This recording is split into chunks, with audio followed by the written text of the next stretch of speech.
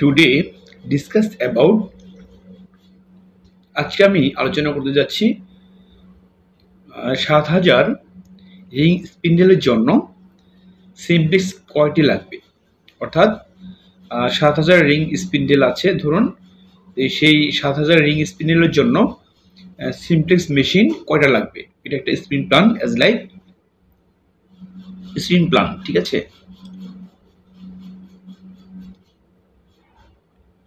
Spin plan তো তাহলে আমাদের কি করতে হবে, রিং মেশিনের যে প্রোডাকশন উৎপাদন সেটা বের করে নিতে হবে।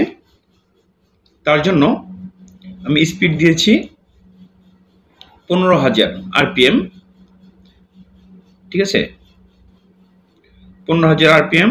এরপর হচ্ছে যে এটা হচ্ছে কত কাউন্টের জন্য, 26 কাউন্টের জন্য।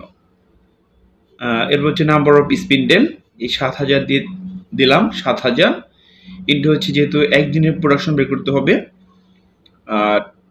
এই জন্য 24 ইন্টু 60 ইন্টু হচ্ছে এফিসিয়েন্সি হচ্ছে 92 ধরে নিলাম, ডিভাইড বাই টিপিআই। যখন আমরা টিপিআই দেব ইঞ্চ পার মিনিট, হ্যাং পার মিনিট, ঠিক আছে, এটা হচ্ছে গজ পার মিনিট, এটা হচ্ছে হ্যাং পার মিনিট। এরপর হচ্ছে যে আপনার কাউন্ট, হ্যাঁ, এরপর হচ্ছে 2.2046, ঠিক আছে। তো এটাকে আমরা যদি ক্যালকুলেশন করি তাহলে আমরা পাবো 4,008 কেজি টোটাল প্রোডাকশন পাবো আমরা রিং মেশিনে 7,000 স্পিনেলের জন্য 4,008 কেজি। তো সিমপ্লেক্স প্রোডাকশন নেট, তাহলে হচ্ছে এই সিমপ্লেক্স আমি যে রিং প্রোডাকশনটা পেলাম এটার সাথে কিন্তু এই যে রিং মেশিনের যে ওয়েস্টেজটা সেটা কিন্তু আপনার যোগ করে নিতে হবে। হ্যাঁ, নিমাফিল কত ওয়েস্টেজ পার্সেন্ট হচ্ছে, আমি ধরে নিলাম 2% নিমাফিল ওয়েস্টেজ, এটা যোগ করে নিলে তাহলে আমরা ভাগ হচ্ছে 0.98, তাহলে 4,090 কেজি পাবো, ঠিক আছে। তাহলে 4,090 কেজি আমাদের সিমপ্লেক্স প্রোডাকশন নিড, এটা এত কেজি। তো এরপর হচ্ছে সিমপ্লেক্স স্পিন্ডেল নিড আমাদের কি বের করতে হবে, সিমপ্লেক্স কয়টা লাগবে। হ্যাঁ, সেক্ষেত্রে তাহলে আমাদের সিমপ্লেক্স মেশিন বের করতে হলে অবশ্যই স্পিন্ডেল নাম্বার অফ স্পিন্ডেল বের করতে হবে।